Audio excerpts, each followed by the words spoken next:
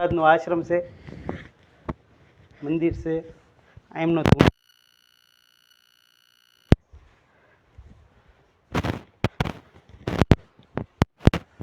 હવે આપણે આગળ વધીએ છીએ તિલકદાસ બાપુને ત્યાં દર્શન કરીએ. આપણે એમને કહીએ બાપુ તમે થોડોક સત્સંગનો લાભ આપો. બોલો સદગુરુ મહારાજની મહારાજ કી જય. થોડા વિરામ બાદ ફરી એકવાર નિરાજ જ્ઞાન ધારા ચેનલમાં આપનું સ્વાગત છે. મારું નામ છે રાજુભાઈ ગોયલ, મારા ગુરુજીનું નામ છે પ્રવીણરામ મહારાજ, અને આપણે એક એવા ને એવા મહાન સંતના દર્શન કરવા આવી ગયા છીએ. જે જ રીતે હું તમને આગળ સંતોના દર્શન કરાવું. હવે આપણે એ સંતને પૂછીએ, પ્રભુ આપનું નામ, આપણા ગુરુજીનું નામ, અને પછી ભક્તિ કોને કહેવી, ભક્તિ કઈ રીતે કરવી, અને જ્ઞાન કોને કહેવો, જ્ઞાન કઈ રીતે આપણે મેળવવું, એ વિશે જરાક વાત કરો. પછી વિવેક, અને વિવેક આપણે લાવવા માટે શું કરવું પડે, જરાક એ વિશે વાત કરો. આપનું નામ, આપણા ગુરુજીનું નામ. બોલો સદગુરુ મહારાજ. સૌ પ્રથમ તો પ્રવીણભાઈ તમારો ખૂબ ખૂબ આભાર કે આ યુગની અંદર તમે આવું કાર્ય કરી રહ્યા છો. ખૂબ ખૂબ ધન્યવાદને પાત્ર છે. જોકે આ દુનિયાની અંદર બધું મળે છે, પણ જે જેને જેવી લાઈન જોઈએ એવું તમે આપી રહ્યા છો. જિજ્ઞાસુ છે એ આ વસ્તુ ગોતી લેશે અને એને જડી જશે. એટલે તમારો ખૂબ ખૂબ ધન્યવાદ, આભાર. મારું નામ છે તિલકદાસ બાપુ. મારા સદગુરુનું નામ છે નારાયણદાસ બાપુ. એ મારા નાદ અને બુંદના બંને સદગુરુ છે. મારા પિતાજી પણ છે. મારું ગામ રામધરી છે, શિહોર તાલુકો, ભાવનગર જિલ્લો, અને આ રામદેવ પીર આશ્રમ અને ગ્રહસ્થાશ્રમ છે. અને એની અંદર રહીને ગુરુ મહારાજે જે રહેણી અમને બતાવી છે એ રહેણીની અંદર અમે રહીએ છીએ. આ જગતની અંદર અનેક સંપ્રદાયો છે. કોઈનું ખંડન કરવા જઈશું તો આપણું અધૂરું રહી જશે. એટલે આ જગતની અંદર કોઈનું ખંડન કરવાનું નથી. ખંડન મહાપુરુષોએ કર્યું છે, પણ એ સમર્થ હતા, એ કરી શકે. સમર્થ કોના દોષ ગોસાઈ, રામાયણની અંદર એવી ચોપાઈ આવે છે પ્રવીણભાઈ, કે સમર્થ હોય ને એ ગમે તે કરી શકે. આ સૂર્ય છે ને એ સમર્થ છે, એ તાપે કરી શકે, પણ એમાં દોષ નથી. કારણ કે એ તાપ કરે છે, અગ્નિ વરસાવે છે, તો એમાં અનેક લોકોનું હિત છુપાયેલું છે. એમ સમર્થ હોય ને એ કદાચ અવગુણ કોકના ગાય ને તો એની અંદર ગુણ છુપાયેલા હોય છે. એટલે એ સમર્થને બધું લાગુ પડે. એટલે આપણે એવા સમર્થ નથી, પણ ગુરુના બાળકો છીએ તમે ને હું બધાય. તો કોઈનું ખંડન નથી કરવાનું, કોઈનું અવગુણ નથી જોવાનું. ફક્ત ને ફક્ત આપણે જ્યાં પહોંચવાનું છે એ માર્ગ મને ને તમને જે સદગુરુએ બતાવ્યો છે એની માટે અટલ વિશ્વાસ રાખી અને આપણે એની રહેણીના ઘરમાં, જેને જુગતી કહેવામાં આવે છે, જેને રહેણીનું ઘર કહેવામાં આવે છે, એ રહેણીના ઘરમાં આપણે નીતિથી સાંગોપાંગ પ્રેમથી ચાલવાનું છે. તો એટલો દૃઢ અને અટલ વિશ્વાસ હોય તો આપણે આપણા મુકામ સુધી પહોંચી જઈએ. હવે મારું નામ તિલકદાસ બાપુ છે. બીજો નંબર હું તમે ભક્તિ વિશે પૂછ્યું કે ભક્તિ એટલે શું. મારા વાલા, ભક્તિ છે ને એક ક્રિયા છે. જેને મહાપુરુષોએ ભક્તિ છે ને એ વચનનું એક અંગ છે. ભક્તિ છે, પણ એ શબ્દની અંદર મર્મ છુપાયેલો છે. ભગતિ એટલે ગતિ કરવાનો છે. આપણે જેની પ્રત્યે ગતિ કરવાની જે ક્રિયા છે, પરમાત્મા તરફ ગતિ કરવાની જે ક્રિયા છે ને એને ભક્તિ કહેવામાં આવે છે. પરમાત્મા તરફ કે ઈશ્વર તરફ, જેને આપણે જે કંઈ પરમ તત્વ, ચૈતન્ય તત્વ, જે કંઈ કહેતા હોય, સતલોક કહેતા હોય, જે કંઈ કહેતા હોય, એની તરફ જે ગતિ કરવાની છે ને એનું નામ ભક્તિ છે. અને આ ભક્તિ એમ કહે છે કે ભક્તિ દિલાવર દેશની લાવ્યા શ્રીબાઈ કુંભાર. ભક્ત પ્રહલાદે પ્રગટ કરીને ત્યારે જપે સકળ સંસાર. આ ભક્તિ દિલાવર દેશની છે. હવે દિલાવર દેશ ક્યાં આવ્યો, કેવો છે, એ તો આપણે સદગુરુના શરણે જાય છે એ ખબર પડે.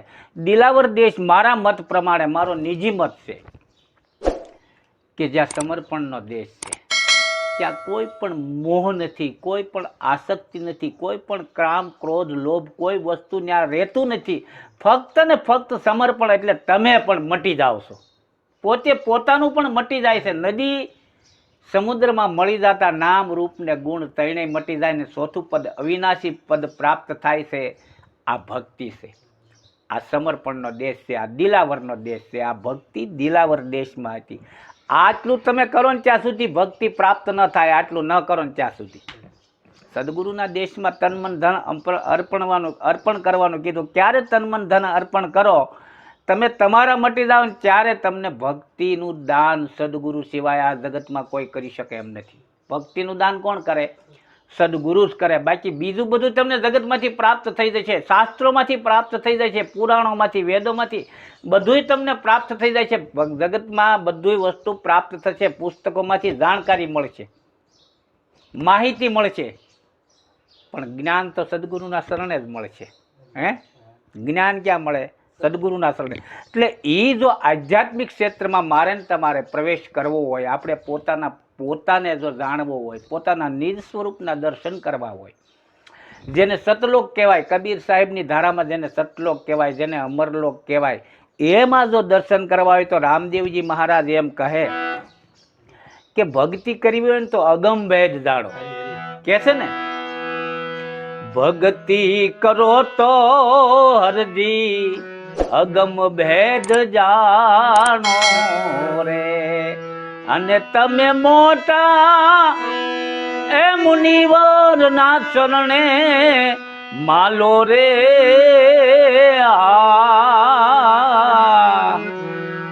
ધર્મ જૂનો છે હરજી નિદાર પંથ આદિ,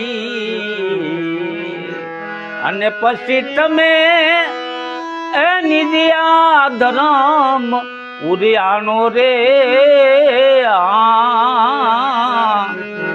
ભક્તિ કરો તો અરજી અગમ ભેદ જાણો. એ અરજી રામદેવજી મહારાજે અરજી ભટ્ટીને કીધું આજથી 750 વર્ષ પહેલા.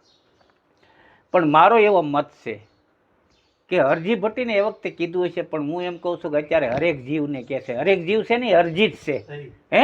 જે જિજ્ઞાસુ છે, જે પ્રેમી છે, એ બધા અરજીત છે, હરેક જીવ.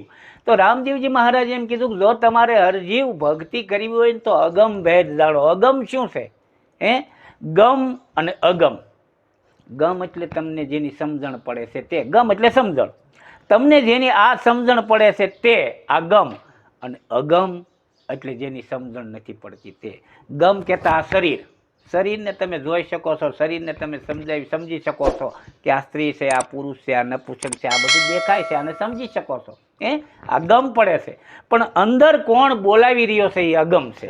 મને ને તમને જે બોલાવી રહ્યો છે, જે દોરા દેખાડી રહ્યો છે, આ દ્રશ્ય જોઈને ચલાવી રહ્યો છે, એ અગમ છે. તો એનો જે ભેદ છે, રામદેવજી મહારાજ એમ કહે છે કે એનો ભેદ છે ને એ તમે જાણો. જો ભક્તિ કરવી હોય તો, ઈશ્વર તરફ તમારે જો ગતિ કરવી હોય ને તો અંદરનો જે અંદર છુપાયેલો છે ને એને કોઈ મુનિવરના શરણે જઈ અને એનો ભેદ માણો.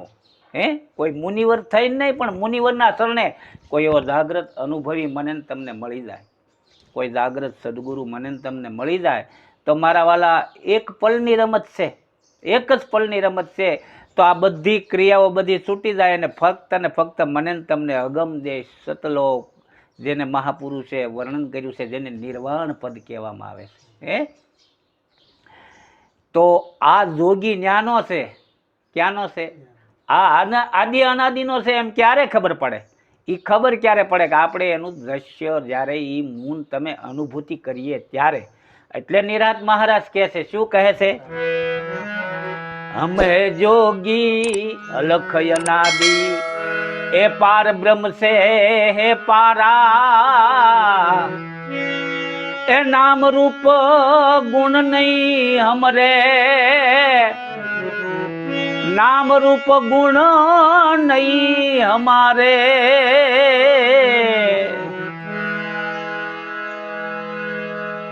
हम है जोगी अलख अनादि.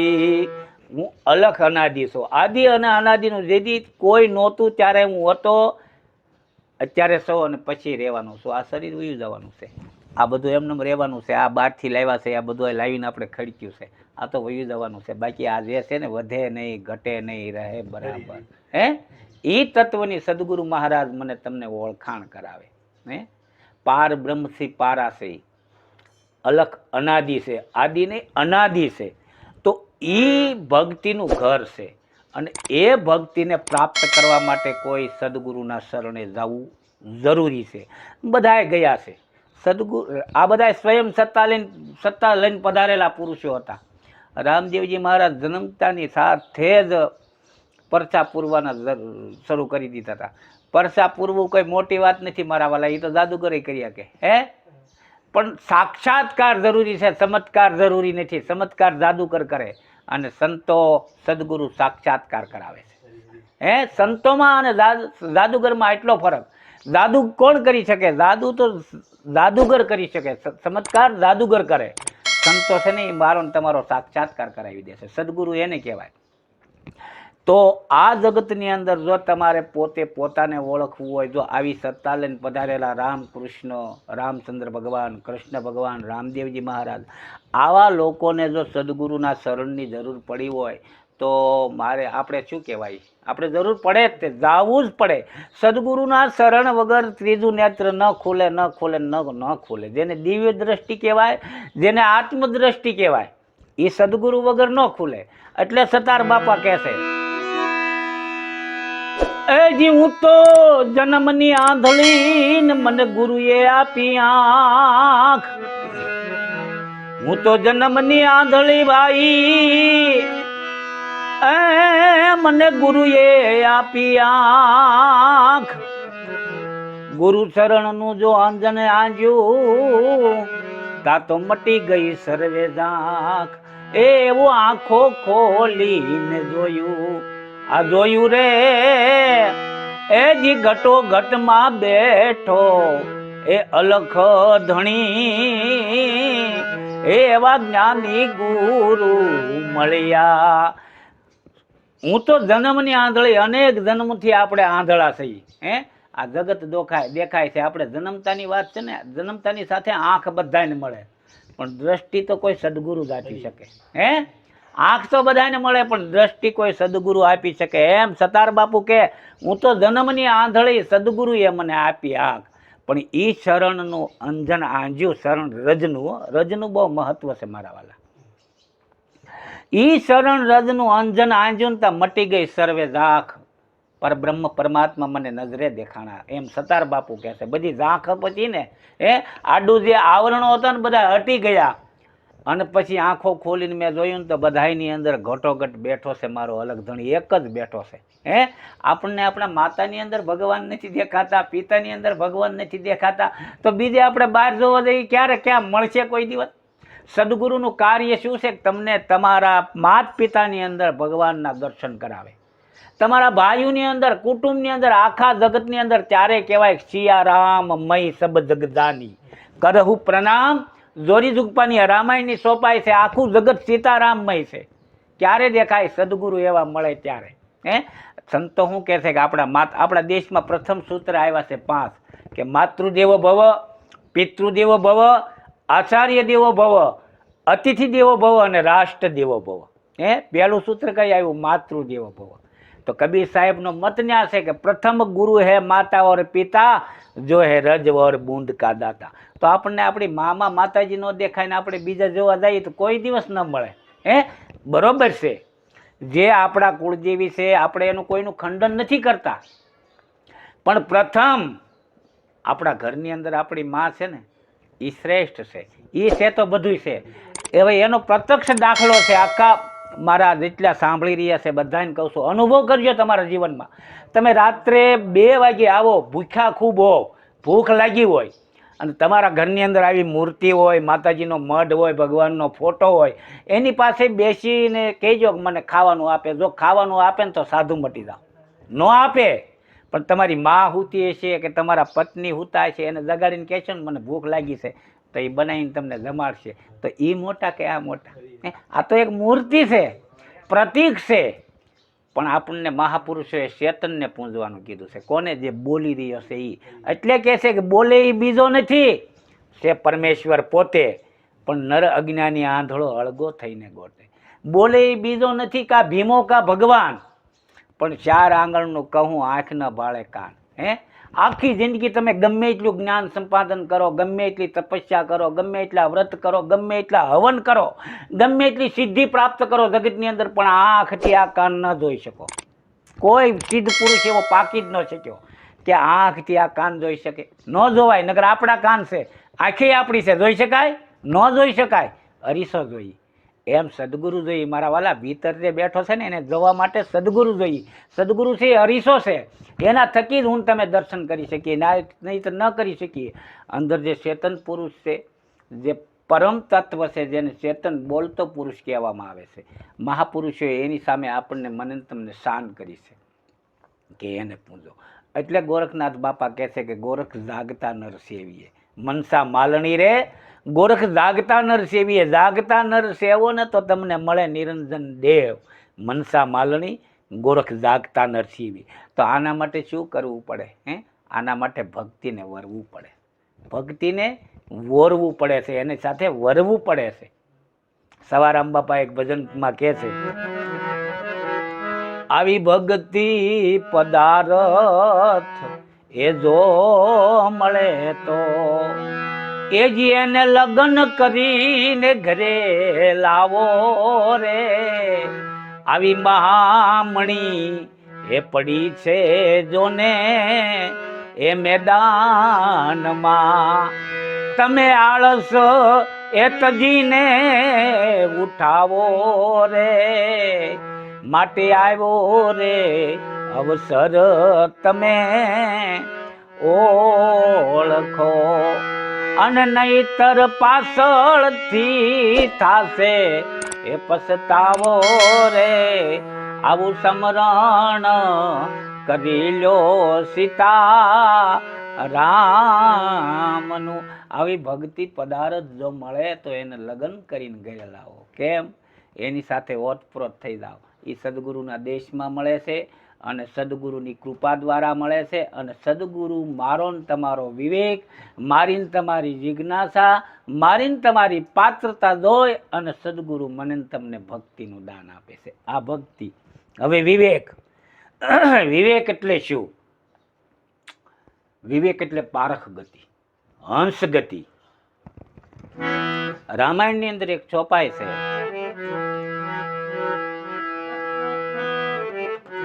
બીનુ સત્સંગ વિવેક ન હોઈ, રામ કૃપા બીનુ, રામ કૃપા બીનુ, રામ કૃપા બીનુ સુલભ ન સોઈ, બીનુ સત્સંગ વિવેક ન હોઈ, બીનુ સત્સંગ વિવેક ન હોય. આ વિવેક છે ને સત્સંગ વગર મને તમને પ્રાપ્ત ન થાય.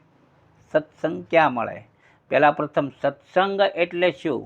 સત્સંગ એટલે કોઈ સરસા વિચારણા નહીં. મોટું મોટું પુસ્તક લઈ અને એક જણો વાંચે ને બીજા બધા સાંભળે, એને સત્સંગ ન કહેવાય. એક વ્યક્તિ હું બોલું અને તમે બધા સાંભળો, એને સત્સંગ ન કહેવાય. એને ધર્મ વિશેની એક સાત્વિક સરસા કહેવાય. સત્સંગ તો એને કહેવાય કે જે સત્યનો સંગ કરે, એને સત્સંગ કહેવાય. તો આ જગતમાં સત્ય શું છે? તમારી નજર સામે જે દેખાઈ રહ્યું છે તે નાશવંત છે. સત્ય છે એ અખંડ છે, અજર છે, અમર છે અને અવિનાશી છે. એનો ત્રણેય કાળમાં નાશ નથી. એવી વસ્તુનો મને તમને સદગુરુ મહારાજ, એવી વસ્તુનો જે ત્રણેય કાળમાં નાશ નથી, એવી વસ્તુનો મને તમને સદગુરુ સંગ કરાવે ને એને સત્સંગ કહેવાય. અને જ્યારે એનો સત્સંગ થાય ને, એવો સત્સંગ થાય ને, ત્યારે મારામાં ને તમારામાં વિવેક આવે. વિવેક એટલે પારખ ગતિ, વિવેક એટલે જાગૃતિ, હંસ ગતિ જેને કહેવામાં આવે છે.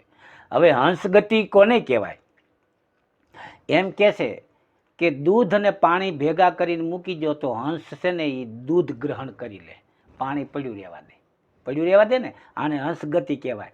તો હંસ છે એણે કોઈ દિવસ પાણીનો વિરોધ નથી કર્યો. કે ભાઈ આ ગટરનું પાણી છે એની ભેગું દૂધ છે એટલે હું દૂધ નહીં પીવું, કે આ ગંગાનું પાણી છે એટલે હું દૂધ નહીં પીવું, આ જમનાનું. એણે તો દૂધથી જ મતલબ છે. પાણી ગમે એનું હોય, એને હંસને પાણી સાથે મતલબ નથી, એને દૂધથી મતલબ છે. તો આ હંસ ગતિ છે. હંસગોતી કોને કહેવાય? કે જેનામાં વિવેક છે, જે સાર ગ્રહણ કરી લેવાનો, અસારની સામે જોવાનું નહીં. આ જગતમાં નિયમ છે, તમે સાર ગ્રહણ કરશો ને એટલે અસાર પડ્યો રહેશે.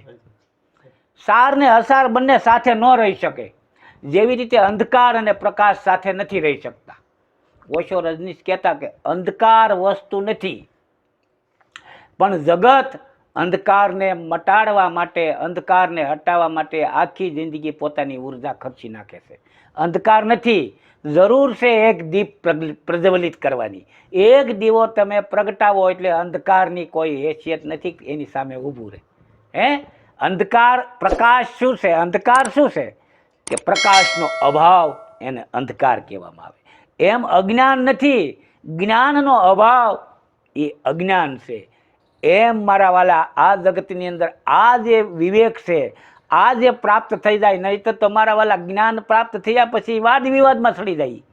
આ ખોટું ના હાસું, ના ખોટું ના હાસું, ના આમ ને આમ. મહાપુરુષોની વાણી ગહન છે, આપણે સમજી ન શકીએ.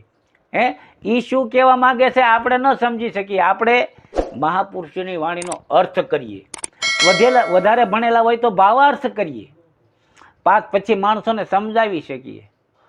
પણ એનો જે ગુઢાર્થ છે, એનો જે રહસ્ય છે, એ તો એ જે ભૂમિકાએથી બોલી રહ્યા છે ને, એ ભૂમિકાએ જઈને ત્યારે જ સમજાય, ત્યાં સુધી ન સમજાય. હું અહીંયા બેઠો છું ને, મને સામેનું વસ્તુ દેખાય, પાછળનું ન દેખાય. તમે બેઠા છો, તમને આમનું દેખાય, પાછળનું ન દેખાય. તો તમારે પાછળનું જોવું હોય તો અહીંયા આવવું પડે, ને મારે પાછળનું જોવું હોય તો ત્યાં આવવું પડે. ભૂમિકા બદલવી પડે. દ્રષ્ટિભેદ થઈ જાય. એક કાચનો પ્યાલો હોય, પાણીનો કાચનો પ્યાલો, અડધો ભરેલો હોય, અડધો ખાલી હોય.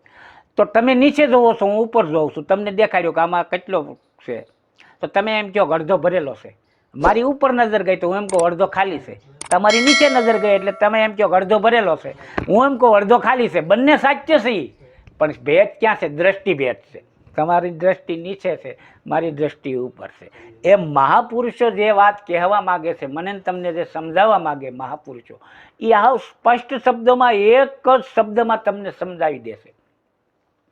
એક શબ્દ ગુરુદેવ કા તાકા અનંત વિચાર, થક ગયે મુનિજન પંડિતા જેનો વેદ ન પામે પાર. જો સમજવું હોય, આ જીવ જાગૃત હોય, પૂર્વનો યોગ ભ્રષ્ટ આત્મા હોય, કોઈ પૂર્વની કમાણી હોય, તો એક જ શબ્દમાં સમજી જવાય છે.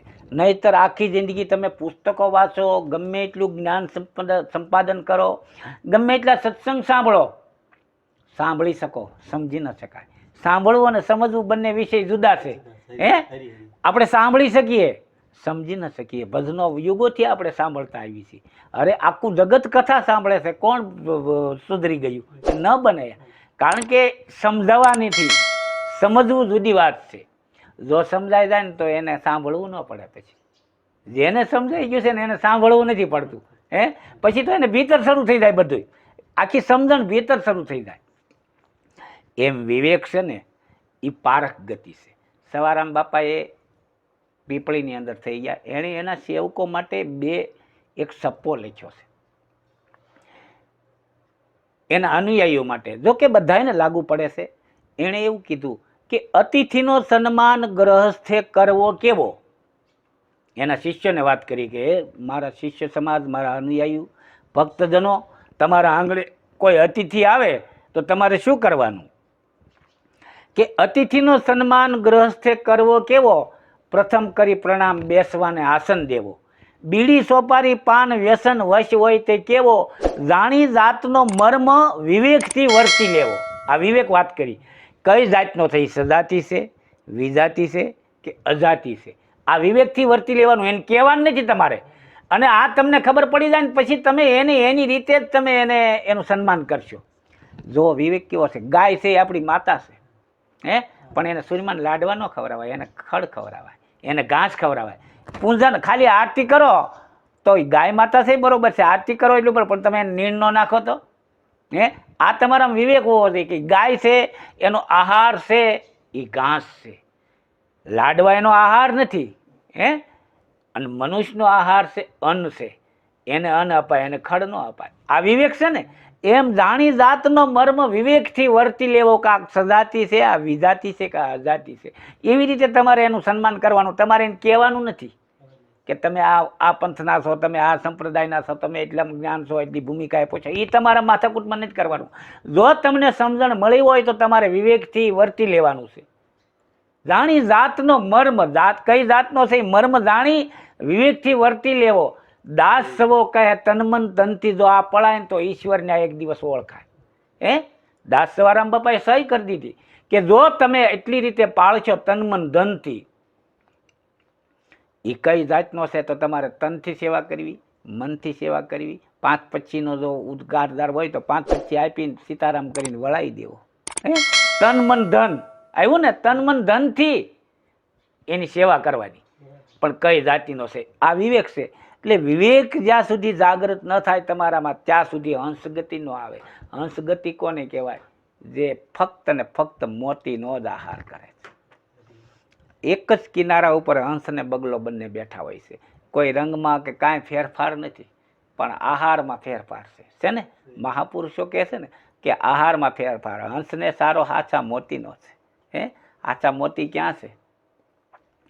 સ્વાતિ નક્ષત્ર વરસતું હોય એને એ વસ્તુ છે. એ મોતી શીપલાના મુખમાં જાય અને એ લઈ અને નીચે જઈને સેવન કરે, એમાં ને એમાં હાચા મોતી પડે. એને સ્વાતિ નક્ષત્રનું બિંદુ જો સાપના મુખમાં જાય તો ઝેર થાય. વસ્તુ એક જ છે, વસ્તુ જુદી નથી. વસ્તુ એક છે, આરો એક છે, બધું એક છે. પાત્રતામાં ફેરફાર છે, સમજણમાં ફેરફાર છે, પાત્રતામાં ફેરફાર છે. એક ક્લાસની અંદર એક શિક્ષક 50 વિદ્યાર્થીને ભણાવે. 50 વિદ્યાર્થી છે, એક શિક્ષક છે. ભણતર એક છે, સમય એક છે, સ્થળ એક છે, ભણાવનાર એક છે, પણ છતાં બધાય કલેક્ટર ન બને, બધાય મામલતદાર ન બને, બધાય શિક્ષક ન બને, કોઈ મંત્રી ન બધાય બને. એમાં કોઈક શિક્ષક બને, કોઈક શિક્ષક કરતાં આગળ વધી જાય કલેક્ટર બને, કોઈક મામલતદાર બને, કોઈક પોલીસ બને, કોઈક ચોરય બને. નકર ભણાવનારમાં ભેદ નથી. પછી સમય એ જ છે, ભણતર એક છે, સ્થળ એક છે, બધું એક છે, પણ છતાં બધામાં જુદું જુદું લાગે. એમ એક જ ગુરુના 500 શિષ્ય હોય, 50 શિષ્ય હોય, બધા સિદ્ધ પુરુષ ન થાય. એ તો જેની જેવી સમજણ, જેની જેવી લાયકાત, જેનું જેવું પાત્ર, એને જ પાત્ર કહેવામાં આવે છે. પાત્ર કોને કહેવામાં આવે છે? ગંગા સતીએ કીધું કુપાત્રની આગળ પાનબાઈ વસ્તુ ન વાવી. કુપાત્ર એટલે ખરાબ માણસ નહીં, પણ જેની હજી ભૂમિકા તૈયાર નથી થઈને તમે એને જે ઠાલવા લાગો છો ને, તેને તમે એનામાં ભરવા માગો છો ને, એ બધું ઢોળાઈ જાય છે. 5મા ધોરણના વિદ્યાર્થીને તમે 10માનું ન ભણાવી શકો. એ કદાચ માંગણી કરે કે મને 10માનું ભણાવો, પણ શિક્ષકથી ન ભણાવાય. કારણ કે એને 4 ધોરણ પાસ કરવા પડે, 6, 7, 8 ને 9, અને પછી 10મામાં આવે ને પછી એને ભણાવો ને તો જ એનામાં એ ઉતરે, નહીતર ઉતરે નહીં. એ સમજની બહાર વસ્તુ છે, એ સમજાય નહીં એને. ભલે વિદ્યાર્થીની ભાવના છે કે મારે 10માનું ભણાવવું છે, પણ ઓલું એની અંદર ઉતરી ન શકે, કારણ કે એ પાત્ર નથી. એટલે એને ગંગા સતીએ કુપાત્ર કીધું છે કે જે પાત્ર બરાબર નથી એને ગળાવા જો. જ્યારે એ ભૂમિકાએ પહોંચે ત્યારે તમે એને એ પ્રકારનું જ્ઞાન આપજો. હવે રહી જ્ઞાનની વાત. જ્ઞાન કોને કહેવાય? ભગવાન કૃષ્ણએ અર્જુનને કીધું કે હે અર્જુન, મને જ્ઞાની પ્રિય છે. કોણ પ્રિય છે? જ્ઞાની. કોઈ તપસ્વી પ્રિય છે, કોઈ ધ્યાની પ્રિય છે, કે કોઈ ગુરુ ગાદી લઈને બેઠો છે એ પ્રિય છે, કે મોટો પંથ ચલાવે છે એ પ્રિય છે, કે મોટા મોટા મારી જેમ સત્સંગ કરે છે એ પ્રિય છે, કે ઊંડામાંથી તપ કરે છે એ પ્રિય છે? એવું નથી કીધું. મને જ્ઞાની પ્રિય છે. હવે જ્ઞાની કોવે કેવો કોને? જ્ઞાની કોને કેવો? ભગવાન કૃષ્ણએ કીધું જે પોતે પોતાને જાણે છે ને એ જ્ઞાની છે. બાકી બધા માહિતગાર છે, જાણકારીવાળા છે.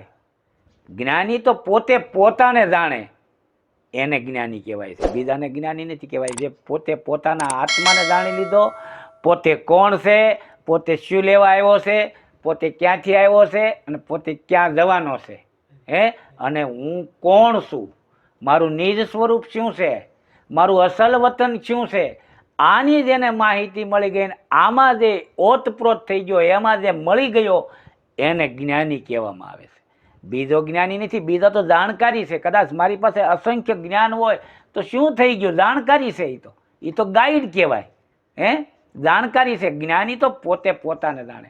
ઓશો રજનીનું સૂત્ર છે કે આખી દુનિયા કો તુમ જાન લો મગર સ્વયં કો ન જાનો તો તુમ અજ્ઞાની હો. આખી દુનિયાને કદાચ તમે જાણી લીધી પણ પોતાને નથી જાણ્યો તો તમે અજ્ઞાની છો. હે એમ પોતે પોતાને જાણવો ને એનું નામ જ જ્ઞાન છે. અને કદાચ જ્ઞાન છે ને એ ત્રીજું નેત્ર છે. એ સદગુરુ દ્વારા મને ને તમને ત્રીજું નેત્ર મળે, જેને દિવ્ય દ્રષ્ટિ કહેવાય, જેને આત્મદ્રષ્ટિ કહેવાય. પણ છતાં જો માથે ધણી ન હોય ને તો એમાં અહંકાર નીકળે. માથે ધણી ન હોય તો ગુણિકાનો બેટડો થાય એ બાપ કોને કેવા થાય? ધણી વગરનું કદાચ કાંઈક થઈ ગયું તો એ કોને બાપ કોને કે? તમે અહીંથી ભેગું કર્યું, અહીંથી ભેગું કર્યું, અહીંથી ભેગું કર્યું, તો એ તો પુસ્તકીય જ્ઞાન કહેવાય.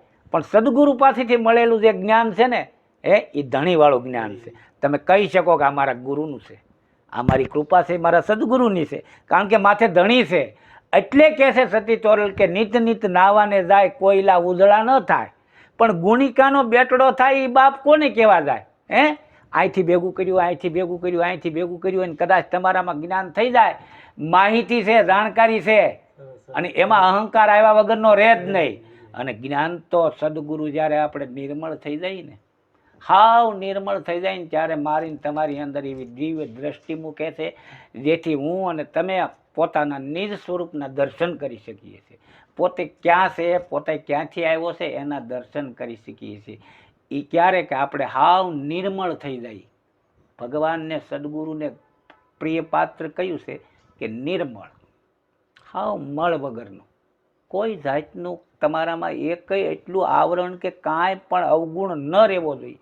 તાજું જન્મેલું બાળક હોય ને એની જેવું નિર્મળ થઈ જવાનું છે. એટલે ભગવાન રામચંદ્ર ભગવાન વિભીષણને કહે છે, વિભીષણને હનુમાનજી મહારાજ રામચંદ્ર ભગવાન પાસે લઈ જાય ને, એટલે વિભીષણ હનુમાનજીને કહે કે મને ભગવાન અપનાવશે? તો કે અપનાવે, તો હાલ તો ખરો મારી સાથે. અપનાવે નહીં, તને ભેટ છે. તો કે એમ? હા. પછી લંકાના રણમેદાનની અંદર હનુમાનજી મહારાજ વિભીષણને ભગવાન રામના સાનિધ્યમાં લઈ જાય છે, અને ભગવાન રામ વિભીષણને જોઈ અને ભેટી પડે છે. વિભીષણની આંખમાં આંસુ આવી ગયા. ત્યારે રામ પૂછે છે કેમ?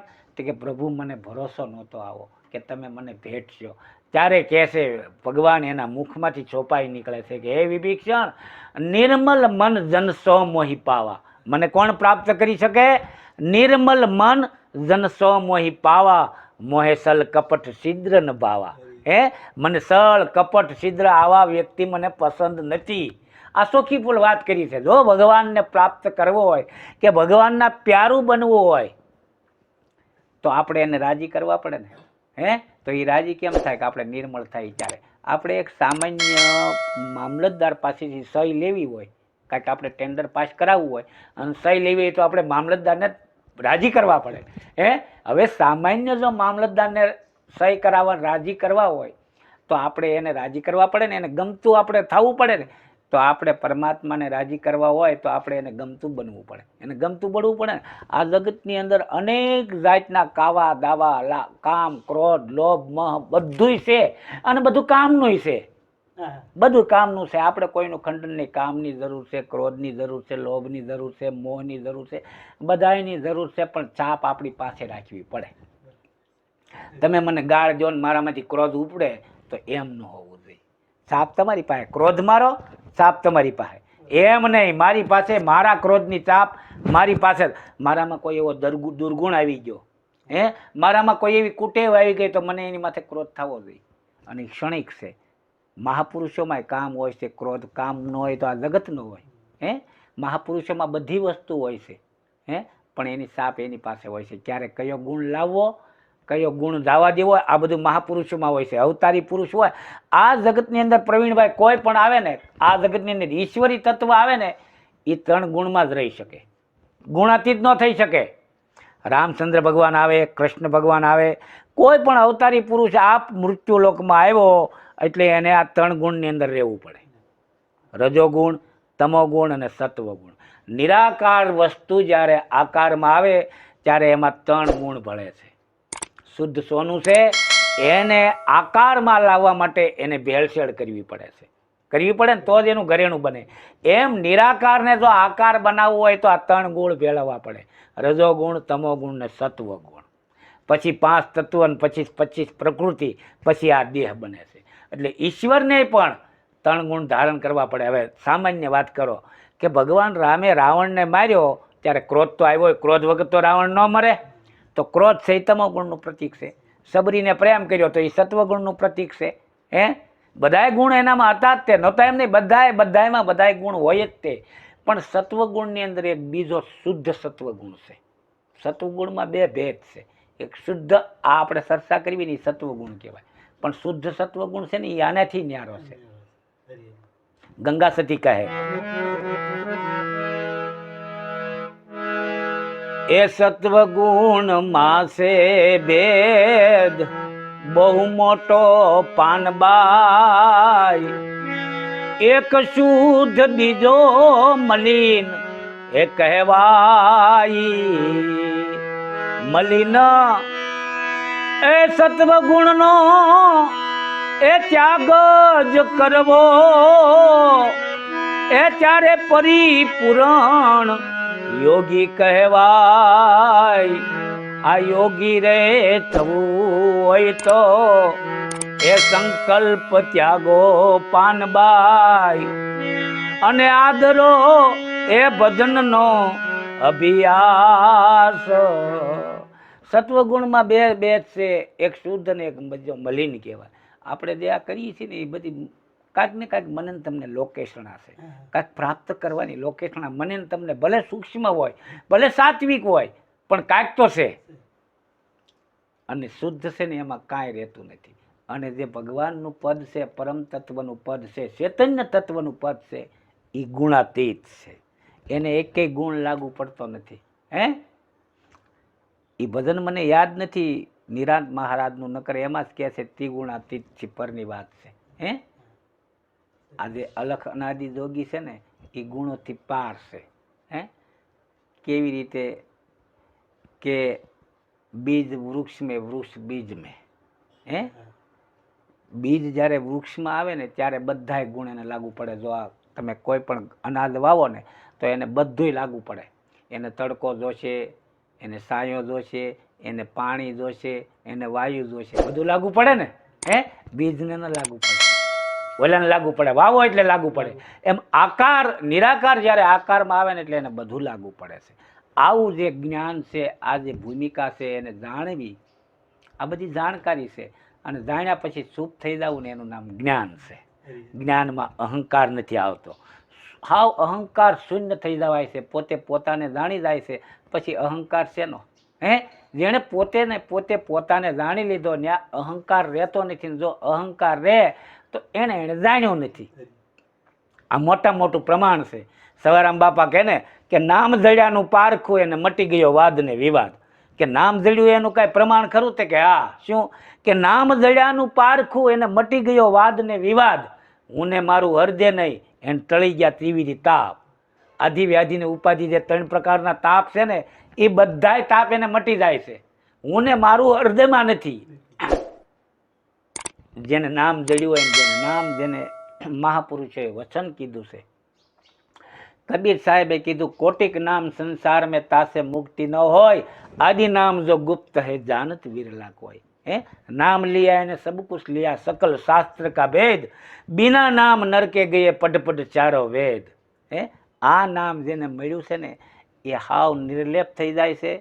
અને પરમ તત્વ ચૈતન્યને પામ્યા પછી નદી જેમ સમુદ્રમાં મળી જાય પછી એમાં નામય નથી રહેતું, ગુણય નથી રહેતો અને રૂપય નથી રહેતું. એ અવિનાશી પદ, જેને ચોથું પદ નિર્વાણ પદ કહેવામાં આવે છે, એ પ્રાપ્ત કરે છે.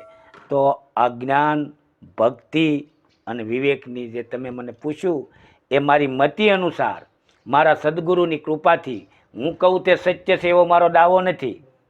આજે મેં વાત કરી છે, શાસ્ત્રોક્ત વાત કરી છે, મહાપુરુષોના ભજનોના પુરાવા સાથે વાત કરી છે, છતાં હું કહું તે સત્ય છે એવું નથી. તમે તમારી રીતે મારા જિજ્ઞાસુઓ મનોમંથન કરજો.